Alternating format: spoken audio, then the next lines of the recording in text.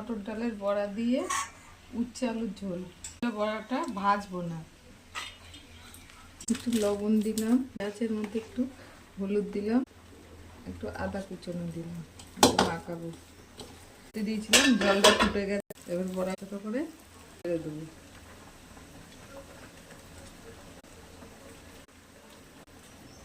তেল ছাড়া বড়া করছি কিন্তু দিদি। ঢেকে দিলাম, হয়ে গেছে, তুলে নেবো, ফেলবো না। জলটা আলুর ঝোলের মধ্যে দিই,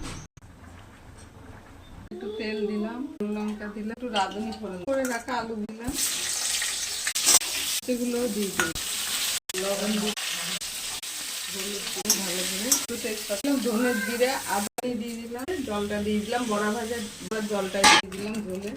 তেল ছাড়া মটর ডালের বড়া দিয়ে উচ্ছে দিয়ে আলু দিয়ে ঝোল। ঠিক আছে।